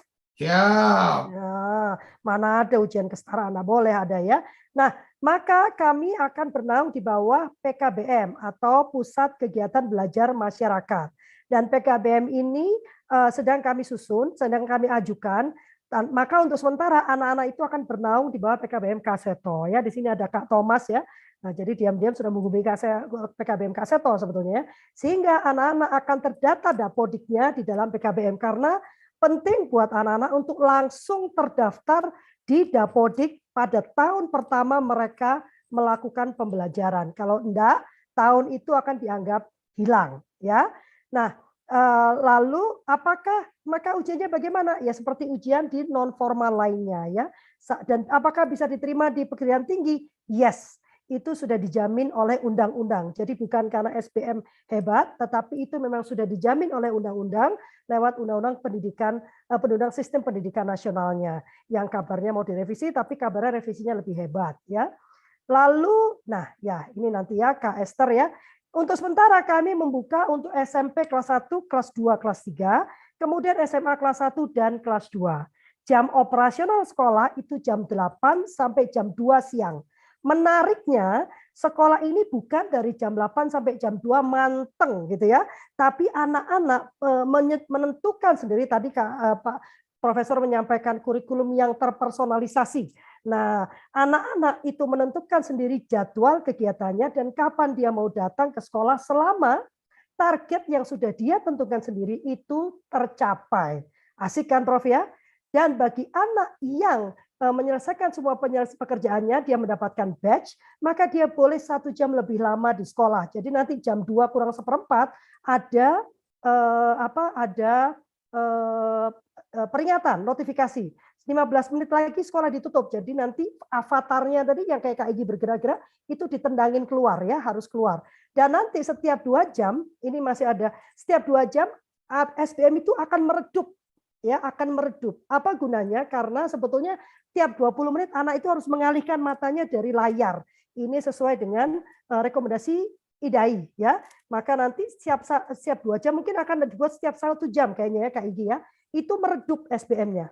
Nanti terang lagi supaya anak mengalihkan pandangannya dari layar ya. Lalu nah ini sekolahnya ya salah satu sudutnya. Kegiatan belajarnya dimulai dengan pembuatan individual education plan, lalu perencanaan bulanan, lalu membuat jadwal harian. Anak wajib membuat jadwal harian sebelum masuk ke dalam lingkup virtual Suluh Bangsa Mulia. Ibu Endang, SBM itu sekolah virtual. Jadi tatap mukanya itu virtual, bisa dilakukan dari rumah. Ya, namanya juga virtual ya. Nah, nanti anak yang tidak membuat jadwal harian itu tidak diperkenankan masuk ke dalam sekolah. Jadwal harian isinya apa? Dia mau melakukan apa di sekolah hari itu? Mau mengambil pembelajaran yang mana ya? Dan nanti ada coach. Jadi yang di dalam kita tuh dikenalnya bukan guru wali tapi coach. Dari awal anak sudah di coach untuk memahami apa yang mau ditujunya. Nah, ini kan lagi ribut ya Prof ya. Katanya SMA nggak ada lagi penjurusan ya Prof ya. Jurusan ya. Nah, terus katanya mana bisa anak mengetahui? Bisa apabila sejak awal sudah dibiasakan dia mengetahui goalnya. Makanya ada individual education plan. Ini anak yang merencanakan sendiri pencapaiannya selama 3 bulan. Ke depan kurikulum kita akan memperbolehkan anak memilih pelajarannya, waktu yang dihabiskan sesuai dengan keminatannya. Ke depan nanti seperti itu kan Prof ya. Jadi sebetulnya belum disahkan kita sudah melakukan. Nah, ini serba pertama ini kita Prof. Ya kan? Nah, nanti jadwal harian itu kemudian harus dibuatkan laporan hariannya. Apa perlunya laporan harian? Coach akan memperhatikan apakah anak-anak ini bisa mencapai target yang dia buat. Makanya ada target bulanan. Nanti apabila dilihat tidak tercapai, coach akan mengajak anak untuk berdiskusi dan menawarkan bantuan. Ya, lalu ada namanya cara asyik cari tahu. Nanti Raka akan menceritakan apa yang dialami selama cara asyik cari tahu. Ya, lalu juga akan ada yang namanya resume buku, karena kita akan menciptakan lingkungan di mana kita semua cinta akan buku. Karena literasinya ini sangat penting ya, literasi bahasa ya, sesuai dengan AKM kita kan. Lalu ada resume film, jadi mereka boleh menonton film lalu membuat resumenya. Dari itu biasanya akan muncul, lalu dari CACT itu dan dari resume buku itu akan ditemukan topik yang menarik oleh dia untuk diperdalami lewat cara asik cari tahu. Nah, kita punya kelas sosial. Kelas sosial ini yang wajib diikuti anak minimal 4 kali dalam 1 bulan. Tapi kami menyediakan 6 kelas sosial. Kalau 4 disediakan 4, bohong ya. 4 disediakan 6, sehingga dia boleh memilih judul. Tapi minimum requirement untuk bisa menyelesaikan 1 bulan dan mendapatkan poin dan badge itu adalah 4 kelas sosial. Dan yang menarik dari sekolah ini, kita punya kelas pakar. Anak-anak boleh mengusulkan topik yang mereka inginkan, bahkan pembicara yang mereka inginkan. Nah, saya punya Profesor Eko nih nanti ya, profesor yang akan menjadi hub kami bagi para pakar-pakar di luar sana ya, Prof ya. Anak-anak yang sekolah di sini sejak awal sudah bisa ketemu profesor, nggak perlu nunggu perguruan tinggi. Yes, di kelas pakar. Dan di kelas pakar ini, Prof, dan teman-teman yang lain, kalau mereka mendapatkan badge yang penuh, di kelas pakar ini mereka boleh mengundang temannya masuk ke dalam sekolah kita. Ya, jumlahnya tergantung poin yang dicapai. Nah, jadi ini benar-benar gamifikasi. Ya, Anda bisa menyelesaikan tugas-tugas Anda secara mandiri, mendapatkan badge ya. Badge yang dikumpulkan selama 1 tahun, maka anak mendapatkan 1 kamar di dorm kita, virtual dorm ya. Di dalam dorm itu mereka boleh menghias ya. Kalau lebih dari 2 tahun kedua dapat lagi, silahkan menghias kamarnya. Tahun ketiga dapat lagi, boleh mengusulkan hiasan di sekolah. Jadi anak-anak boleh menghias sekolah, bahkan boleh mengusulkan bangunan ya. Profesor Eko ya, tadi kan dikatakan kalau di sekolah kita bisa berubah terus bangunannya, gitu kan? Nah, anak-anak boleh mengusulkan bentuk bangunan dan yang mereka impikan, dan ini sudah menjadi pelajaran arsitektur, ya. Lalu kelas pendalaman, karena nanti kita masih connect dengan kita memilih Zenius, Prof, untuk akademiknya. Nah, tadi ada yang bertanya nih, nanti subjeknya gimana? Itu tetap ada. Ya, kurikulumnya tetap ada karena kita mengikuti kurikulum nasional. Akan ada pembelajaran akademik yang diikuti secara mandiri. Ya, jadi anak-anak masuk ke SBM benar-benar untuk bersosialisasi, belajar bersosialisasi. Nanti kalau dia nggak bisa, ada dong, Prof ya, anak nonton videonya nggak ngerti nih, gitu kan? Nah, mereka boleh mengusulkan untuk dapat kelas pendalaman. Ya, di dalam mengusulkan ini mereka harus membujuk teman-temannya supaya juga mau ikut di kelas pendalaman ini. Maka kami akan menyediakan kelasnya dengan guru dalam bentuk virtual juga, tidak ada yang hadir ya. Bagaimana perbandingan coach dan murid? 1 coach memegang maksimum 15 murid ya. Jadi jumlah yang minimum ya. Apakah Google atau virtual reality dipinjamkan? Kan pakai laptop masing-masing ya. Untuk sementara belum pakai Google. Nanti kita akan kembangkan menjadi pemakaian Google ya. Nah, ini teknis, nanti Profesor Eko yang jawab. Nah, kami menyediakan free trial ini. Ayo ikut free trial tanggal 3 sampai 5 Januari. Saya tahu anak-anak masih libur nih. Nah, ini kesempatan yang luar biasa mengisi liburan untuk masuk ke Suluh Bangsa Mulia ya, selama 2 jam dan mengikuti kegiatan. Jadi teman-teman, para ibu dan bapak, lihat bagaimana alur kegiatan di Suluh Bangsa Mulia dan apakah menyenangkan untuk anak-anak. Ya, nanti ada di tanggal 3 sampai 5 Januari. Anak-anak yang berhasil menyelesaikan semua penugasan di 3 sampai 5 Januari, maka tanggal 6-nya mendapatkan hadiah masuk ke dalam Suluh Bangsa Mulia untuk bermain. Nanti Profesor Eko yang akan memimpin. Di mana lagi loh, ada anak SMP dan SMA main dipimpin oleh profesor. Ya, Prof, tolong dicatat tanggalnya ya, tanggal 6. Ya. Nah, Anda juga berhak mendapatkan diskon 50% untuk uang pendaftaran dan uang bulanan. Sudah menjadi yang pertama masuk ke sekolah virtual di dunia kan Prof? Ya kan? Ya. Anda dapat diskon 50% untuk pendaftaran dan uang bulanan. Kapan lagi ini bisa terjadi ya? Nah, ini timnya. Saya punya tim yang luar biasa. Kami punya Profesor Dr. Insinyur Eko Indrajit. Sebenarnya belakangnya masih panjang lagi nih. Gak cukup, Prof. Ya, ada Dr. Tri Gunadi. Ya, nanti ini kami berharap dengan Dr. Trigun kita bisa mengembangkan tuh anak-anak berkebutuhan khusus. Ada Teh Yanti Kermit. Malam ini dia harus membawa suaminya ke rumah sakit. Kita doakan suaminya baik-baik saja ya. Lalu ada saya sendiri, ada Kak Maria Magdalena, Kak Igi. Nah, ini generasi kedua, Prof. Ada Kak Deli, ini anak saya, dan ada Kak Pandu, ini anaknya Kak Maria. Ya, jadi kami sudah mulai masuk ke generasi kedua. Ya, silakan kontak Kak Deli untuk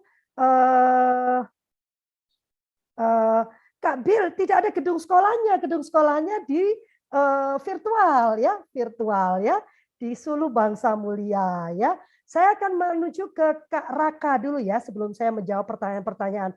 Kak Raka ada? Oke, halo. Ya, Kakak boleh menjelaskan dengan menjelaskan apa yang kamu lakukan di CACT dan apakah menyelesaikan kurikulum nasional ini, karena ini KEK ini pertanyaannya masih schooling banget ini, masih formal school ya, kita di non formal school. Nanti mungkin ini Prof Eko yang bisa menjawab ini kayaknya ya, karena beliau ada di dua tempat kan, ada di dua dunia. Kalau Lovely banyaknya di non formal. Silakan Raka. Menjelaskan apa? Kamu dulu melakukan CACT kan?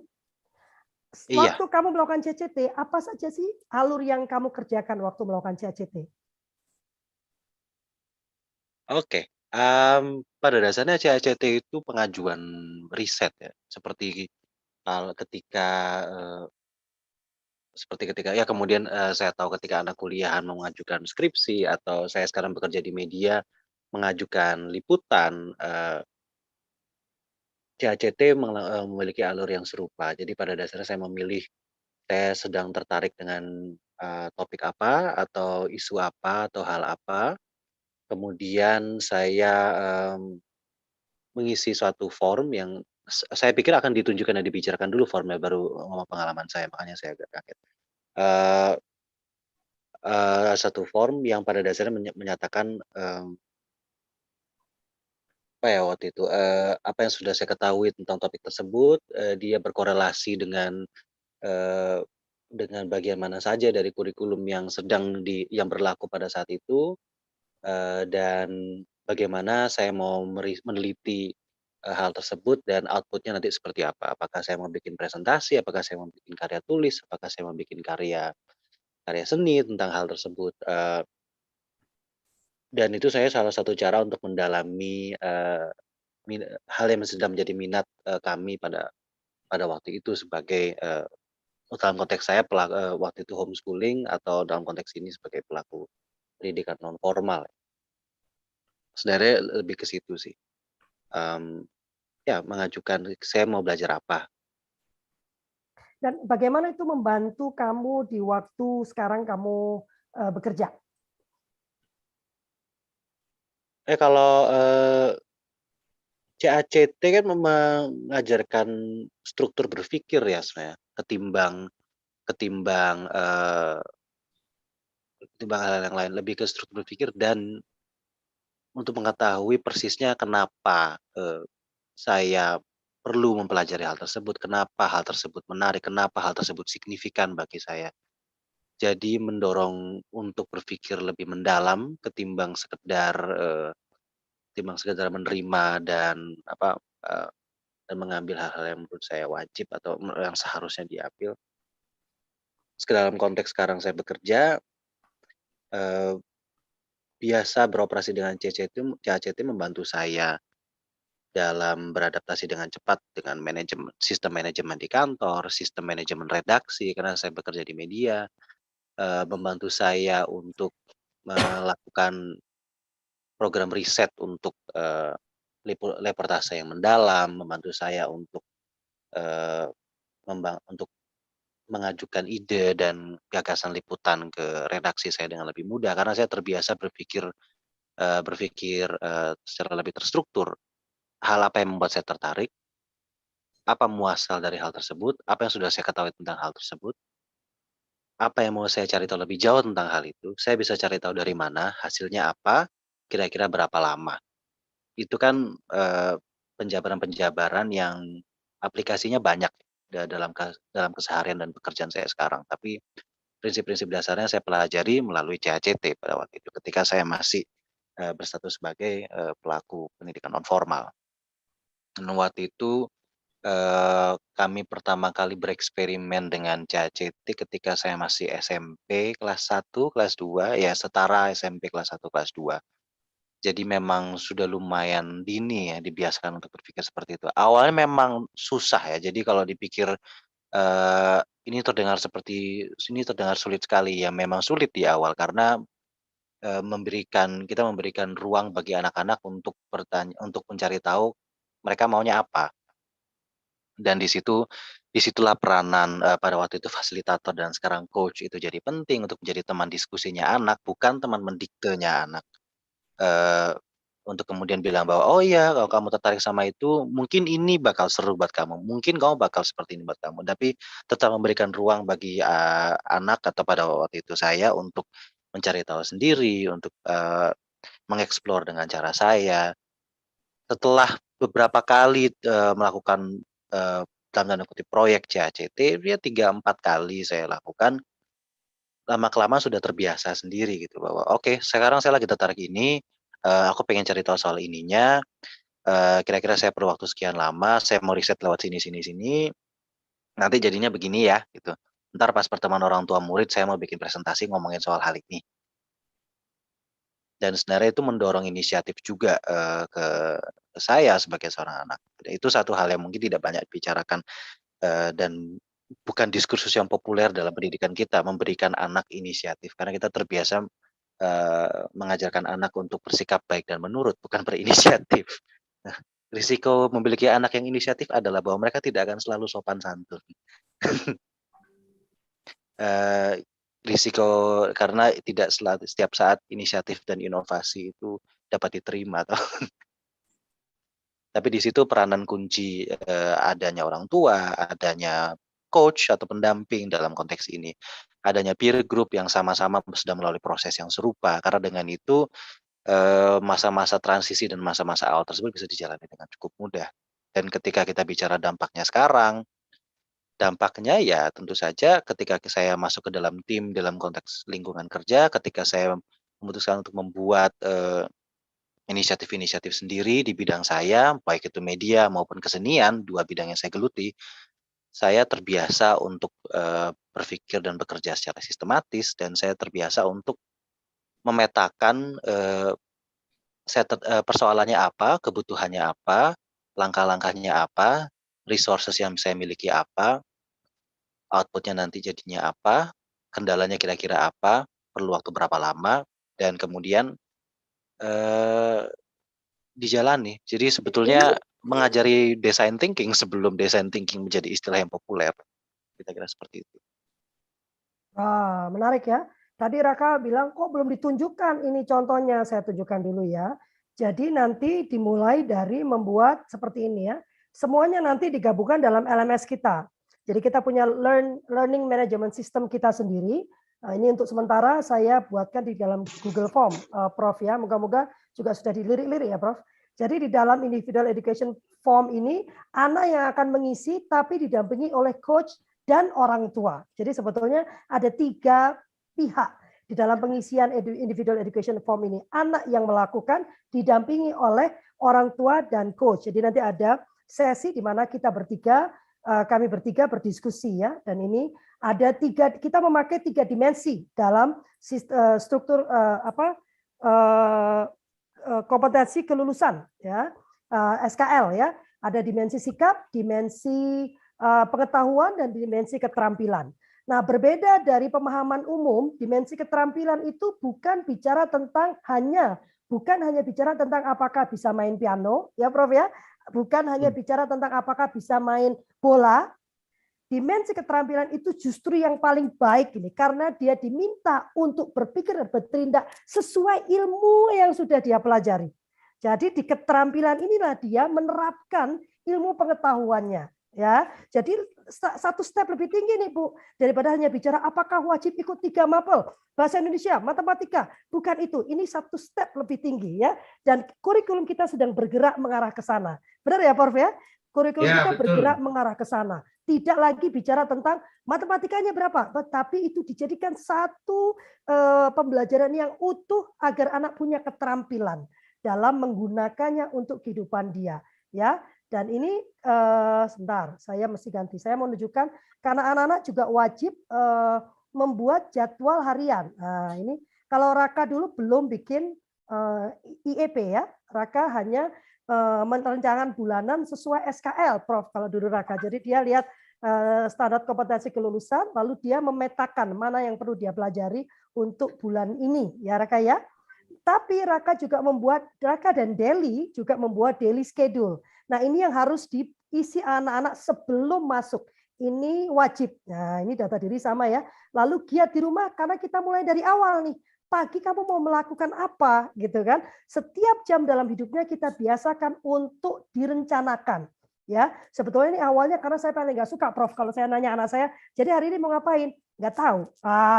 Ya, kalau nggak tahu berarti mama yang kasih pekerjaan. Nah, mereka nggak mau kan? Jadi mereka merencanakan harinya. Termasuk kegiatan di dalam Suluh Bangsa Mulia. Mau ngapain? Karena kita buka sampai jam 2. Tapi juga di rumah dan di tempat lain. Jadi anak-anak tidak diam di dalam rumah. Mereka tetap harus mengikuti kegiatan-kegiatan di luar yang dilaporkan.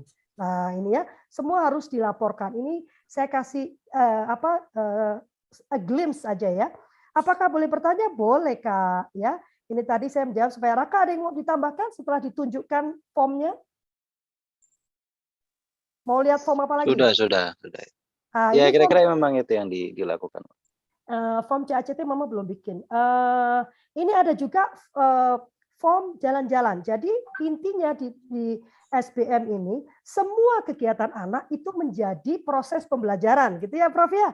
Apapun yang dia lakukan, dia jalan-jalan pun itu menjadi proses pembelajaran. Maka ada My Adventure Journal, ya. Silakan diisi. Kamu ngapain hari ini? Apa yang kamu rasakan? Lalu manfaatnya apa? Apa yang kamu pelajari di situ, ya kan? Apa yang kamu dapatkan di situ? Nanti coach yang akan memetakan semua ini ke dalam standar kompetensi kelulusan.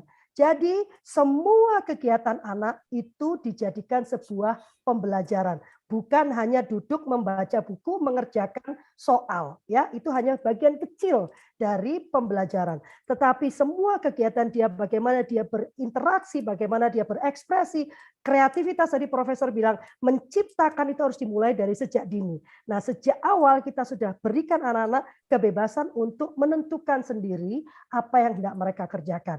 Kak Michael sudah angkat tangan, silakan. Kak Michael? Jangan-jangan kelempar ya. Kak Michael, silakan. Iya, selamat malam Kak Lovely. Mohon maaf agak lama karena harus nepi dulu. Oh, aduh, hati-hati. Mohon maaf, saya hanya bisa mendengar dari tadi, tidak bisa melihat karena masih berkendaraan, tapi menggunakan Bluetooth. Jadi mungkin ada beberapa yang mau saya tanyakan, mungkin pendengaran saya yang kurang karena di jalan, sehingga itu sudah dibahas, tetapi mungkin saya coba tanyakan kembali untuk memastikan. Terus kemudian, dulu itu saya lupa apakah Asapena yang mengadakan atau Kemen PPA, saya lupa, pernah juga terkait tentang jalan-jalan ke museum virtual. Tapi saya nggak tahu, itu dari Asapena atau Kemen PPA, saya lupa, saya pernah ikut. Memang di masa pandemi ini lebih banyak menggunakan virtual atau digitalisasi untuk memberikan arahan kepada anak-anak. Nah, yang ingin saya tanyakan begini, Kak. Yang pertama, untuk mengikuti kelas ini apakah ada batasan usia? Bagaimana dengan usia di bawah 6 tahun? Dan kemudian bagaimana dengan yang dewasa? Apakah boleh mengikuti atau ada kelas-kelas khusus terkait dengan batasan usia tersebut. Terus kemudian ini memang sangat menarik ketika saya dapat kabar dari Kak Lovely bahwa kelas digital ini pertama kali di dunia, makanya saya coba untuk masuk walaupun di jalan ya Kak, tetap coba mengikuti karena interest. Saya berharap nanti ada siaran ulangnya di YouTube sehingga saya boleh bisa melihat yang tadi dibahas oleh Prof dan yang lain. Saya tidak bisa melihat namanya, sehingga saya juga bisa mencerna. Nah kemudian apakah ada program khusus? Ini kan virtual yang disajikan yang lebih memanjakan mungkin mata anak-anak. Nah bagaimana dengan mereka yang berkebutuhan khusus seperti tunanetra? Apakah ada program khusus terkait pembelajaran digitalisasi untuk mereka? Itu saja mungkin Kak. Terima kasih. Wassalamualaikum warahmatullahi wabarakatuh. Ini mohon maaf, speakernya saya tutup. Saya lanjutkan perjalanan sambil mendengarkan. Waduh, hati-hati Kak Michael ya. Waduh, sampai nyupir loh, sampai nyupir motor ini. Ya, iya, nanti bisa disaksikan lagi di Kultur Parenting ya, di YouTube Kultur Parenting. Saya akan bantu untuk menjawab kelas ya. Untuk sementara kami membuka kelas SMP dan SMA ya. Mengapa kalau profesor tuh dan Kak Igi dan Kak Maria dia udah hantam bro, sangat yakin gitu ya. Nah, Teh Yanti dan saya mau melihat dulu bagaimana ini bisa diterapkan pada anak SMP dan SMA, apa kendalanya, ya kan? Apa yang bisa memancing mereka, bagaimana kita bisa membuat mereka juga bisa mengalihkan pandangannya gitu kan, baru nanti mengarah ke yang lebih kecil. Di samping karena ini bentuknya masih chat, nanti kalau sudah berbicara, sudah ada suara, baru kita buka untuk anak yang lebih kecil, tapi hanya SD ya, karena untuk 6 tahun ke bawah itu tidak disarankan memakai virtual, gitu ya Prof ya. Nggak tahu lagi kalau Prof punya apa bisa memberikan argumentasi yang hebat lagi. Nanti saya buka juga nanti gitu ya. Lalu bagaimana dengan untuk anak yang tunanetra? Nah ini nih kayaknya Profesor yang bisa menjawab dan Kak Igi ya. Nah, karena ini bicara teknologi kan. Silakan. Ya, kalau untuk anak-anak yang berkebutuhan khusus, tentu saja harus disiapkan lingkungan environment yang khusus juga. Nah, agar Bapak ketahui bahwa sekarang itu sudah ada monitor untuk tunanetra. Sudah banyak dipakai di beberapa tempat. Dan itu yang nyiptain orang Indonesia sendiri, Mbak. Wow. Ya, keyboard dan monitor untuk tunanetra sudah ada. Jadi nanti itu perkembangan kita berikutnya, Mbak Lovely, usul saya. Kita integrasikan ke situ. Ya itu sudah ada, kalau saya nggak salah udah 7-9 tahun yang lalu itu pengembangannya itu ya. Untuk yang tunanetra dia bisa menggunakan monitor khusus dan juga keyboard khusus gitu. Kayak Braille itu monitornya itu. Oh ya? Ya. Wow. Nah, memang kalau yang belum adalah bagaimana dari huruf Braille-nya itu bisa diubah menjadi semacam virtual begitu ya. Nah, itulah yang nanti harus kita pelajari, tapi sebenarnya untuk berkebutuhan khusus baik tunanetra, tunarungu itu sudah banyak open source-nya yang dipakai di seluruh dunia begitu. Nah, tinggal bagaimana kita memiliki kemauan untuk memberikan kesempatan kepada mereka untuk juga bisa memanfaatkan dunia digital itu. Begitu Mbak, dan sekarang sedang di banyak sekali riset-riset untuk pendidikan yang lebih inklusif siapapun begitu ya. Tidak peduli tua muda, pendidikan yang merata sama untuk semua orang di seluruh dunia. Itu Mbak, jadi tinggal bagaimana kita menggabungkannya nanti. Ya, sebetulnya kita sudah mendapatkan banyak tawaran untuk belum buka, udah banyak tawaran. Ayo yuk gabung dengan teknologi yang kami punya. Jadi memang ini luar biasa ya, pengembangannya itu tidak terbatas dan kami sangat terbuka dengan kerjasama. Dan seperti disampaikan tadi, kami berharap virtual ini akan cukup aman untuk anak dalam berbagai kondisi, ya Prof ya. Jadi bagaimanapun kondisi anak, dia cukup aman karena tidak ada bullying. Anak akan ada di dalam satu lingkungan di mana kami bisa melihat semua sudut.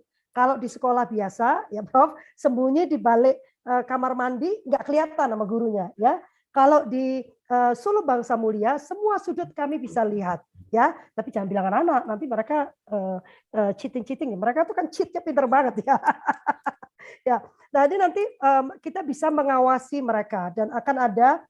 Jadi kalau nggak salah Cik Maria kemarin bilang di dalam Suluh Bangsa Mulia di dalam dunia virtual itu ada code of conduct ya Kak Igi ya. Jadi ada kata-kata yang tidak boleh diucapkan, ada perilaku yang tidak boleh dilakukan dan itu akan dapat warning. Nah, kami berharap lewat itulah anak-anak belajar bagaimana sebetulnya berinteraksi dengan orang lain. Ya, satu lagi Mbak, nanti kan saya di awal itu nanti akan begini. Dulu kan kita tahu ada IQ, betul ya? Ya. Kecerdasan intelektual.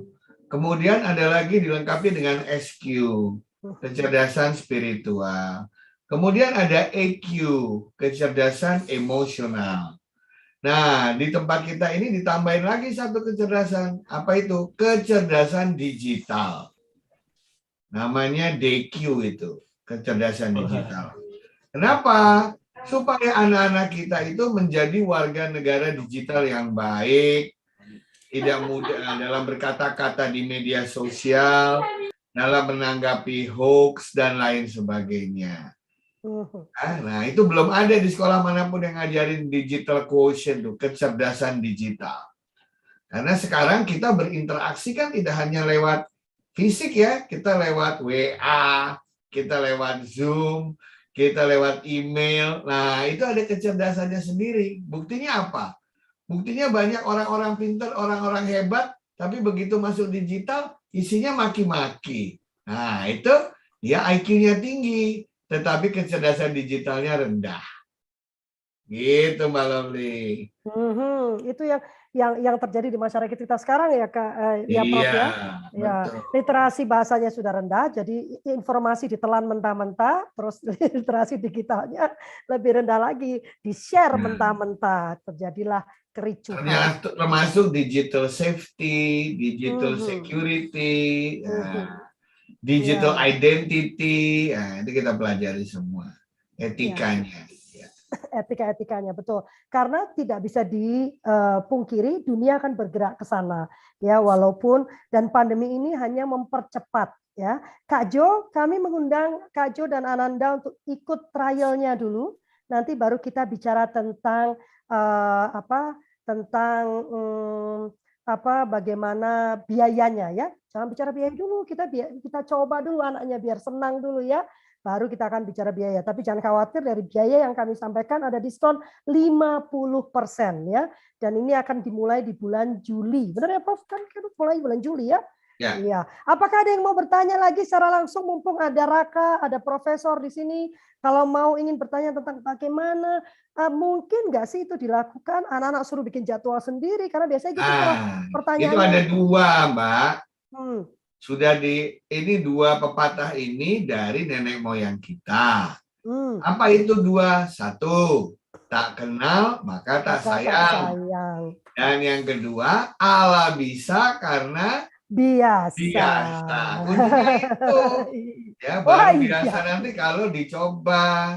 Senangnya kalau sudah ketemu. Kalau belum ya belum bisa membayangkan. Makanya ada uji coba itu. Ya, free trial selama 3 hari. Yuk dicobakan, nanti bagaimana anak-anak bisa mencobakan proses di dalam Suluh Bangsa Mulia. Nanti akan ada Teh Yanti, ada saya, ada Kak Maria ya. Kalau Kak Igi ini dia berperan dalam memastikan secara teknik semua berjalan dengan mulus gitu ya. Apakah ada yang mau bertanya lagi? Kita sudah lebih 4 menit sih, tapi akan kita tambah waktu apabila ada yang mau bertanya. Jangan cemas, ini Teh mendorong pembelajaran tersebut ke pemerintah dalam hal ini Kemendikbud. Oh iya, nanti SBM akan memberikan contoh bahwa pola belajar merdeka yang benar-benar merdeka, yang student centered, ya kan, Prof ya, ini kan student centered karena siswa sendiri yang menentukan arahan pembelajarannya dan menentukan kecepatan belajarnya. Ya, nanti kalau kita sudah melakukan, sebetulnya sudah kami lakukan bersama Kerlip, ya. Tadi Raka itu salah satu contohnya, namanya dulu Sandi Kerlip, sekolah anak mandiri, ya. Dan kami melihat betapa anak-anak itu berubah menjadi sangat percaya diri Dan yang pasti sebagai ibu saya nggak perlu teriak-teriak gitu tiap pagi kan. Belajar ini belum selesai, ini nggak perlu ya. Saya tinggal, gimana ya jadwal kemarin, targetnya gimana? Loh, kok nggak dikerjakan? Jadi targetnya nggak tercapai dong gitu ya. Dan itu membuat kehidupan kami lebih damai, sejahtera ya Prof ya. Dan apakah anak formal, tadi ada pertanyaan, apakah anak formal boleh ikut? Karena kita adalah pendidikan kesetaraan, pendidikan non formal, maka standar kelasnya itu sama Pak.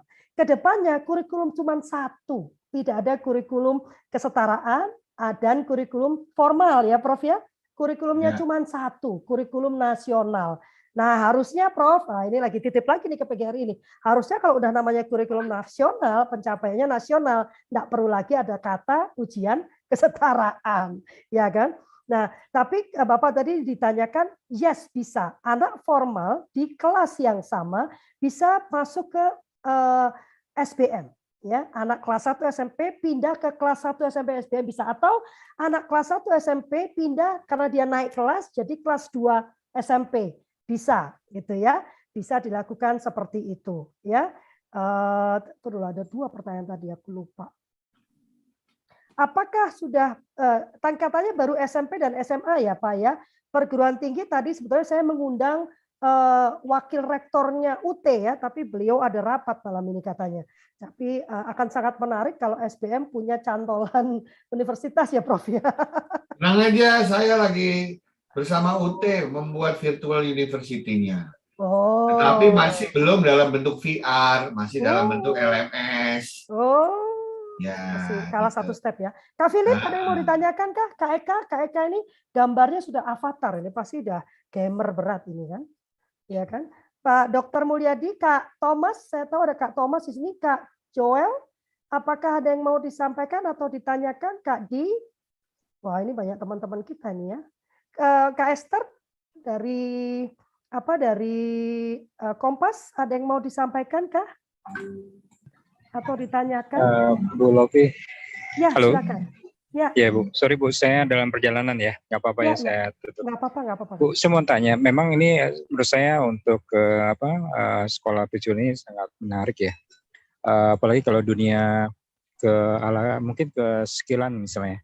Misalnya kita menciptakan sekolah yang berbidang skill, misalnya kejuruan, misalnya menjadi seorang guru, mungkin menjadi seorang komunikator gitu kan, atau mungkin menjadi seorang yang tadi Prof.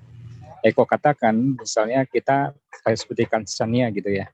Nah, mungkin nggak sih nanti arahnya bisa ke sana juga ya, Bu Lofi. Nah, bagaimana kalau kita bisa, misalnya kan mau tidak mau nih, kalau ini kan seperti bidang, kalau kita lihat dan saya lihat kan Ibu Lofi katakan bahwa sekolah ini informal gitu kan. Non-formal, Pak. Sorry, non-formal ya, non-formal ya.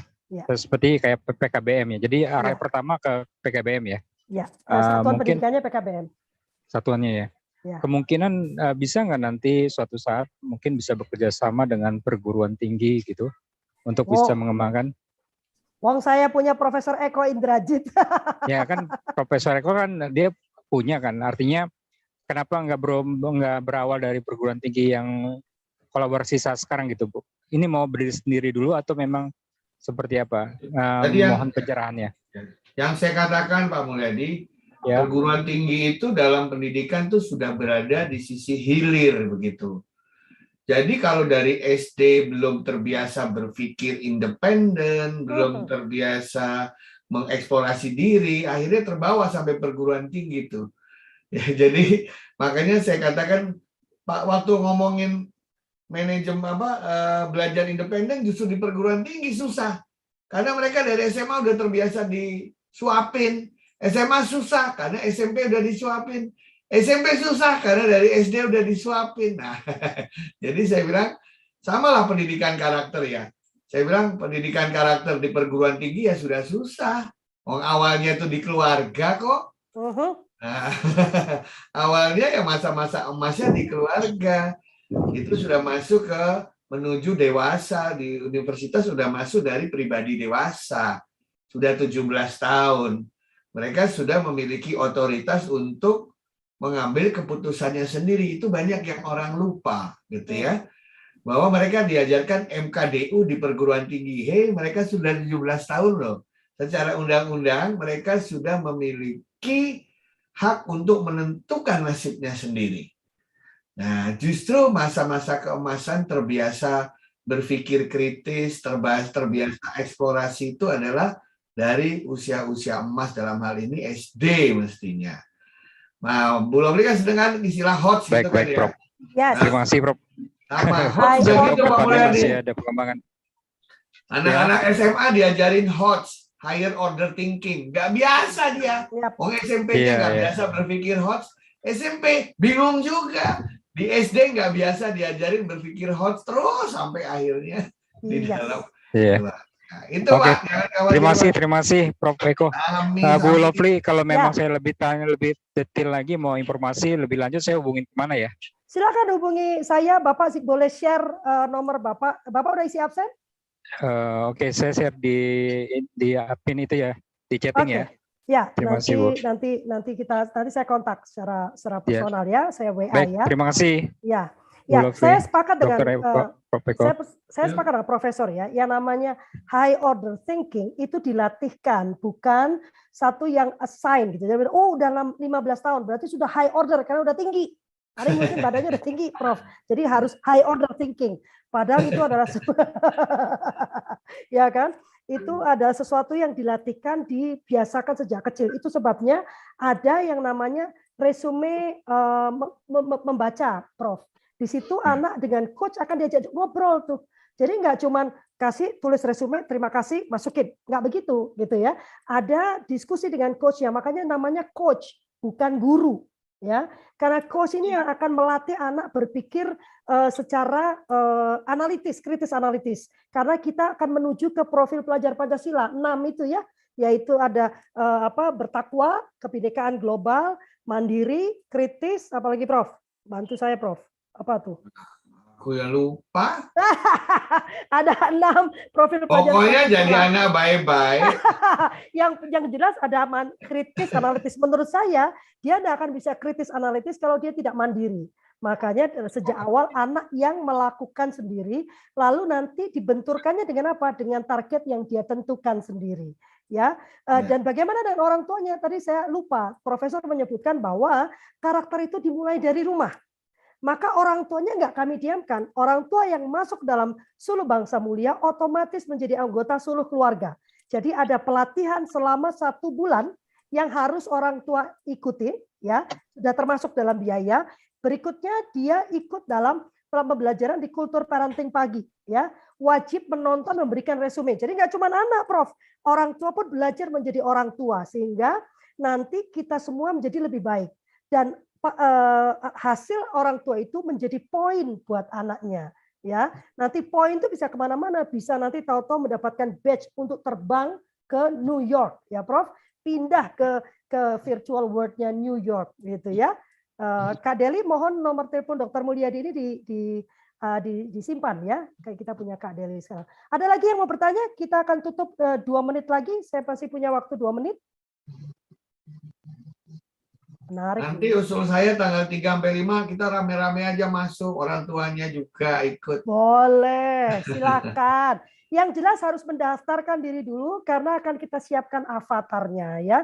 Kalau nggak salah avatarnya Profesor keren loh. Kalau mau lihat avatarnya Profesor, ayo masuk ke Suluh Bangsa Mulia. Ibu Prihatini, Kak Prihatini membuka mic, apakah mau bertanya?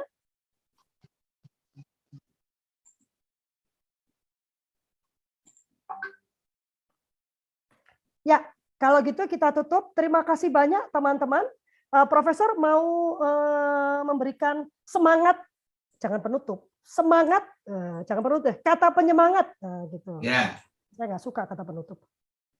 Ya, tidak jarang orang yang bisa, ya tidak, saya ulangi, tidak banyak orang yang mendapatkan kesempatan menjadi pelaku sejarah. Ini adalah kesempatan Anda menjadi bagian dari sejarah pendidikan Indonesia. Karena saya yakin, Mbak, 50 tahun lagi ya akan keluar siapakah siswa-siswa pertama yang sekolah virtual di Indonesia. Nah, itu 50 tahun lagi dikenang. Sama kayak kita sekarang, siapa dulu yang sekolah di Taman Siswa, ya kan? Iya, betul. Nah, inilah kesempatan, tidak mungkin ada yang dua kali. Yang pertama itulah yang akan dicatat selalu. Begitu. Nah, kenal maka tak sayang, Allah bisa karena biasa. Kami tunggu.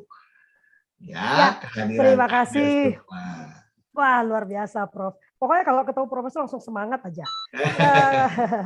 Ya, kami berempat mengucapkan terima kasih. Sebenarnya kami berenam ya. Kami mengucapkan terima kasih bagi teman-teman yang tertarik untuk melakukan tryout ya, free trial tanggal 3 sampai tanggal 5. Silakan mengisi form trial yang sudah dibagikan oleh Kak Deli dari Splash.dat itu ya, sulubangsamulia.splash.dat. Silakan diisi, lalu dicobakan dulu ya.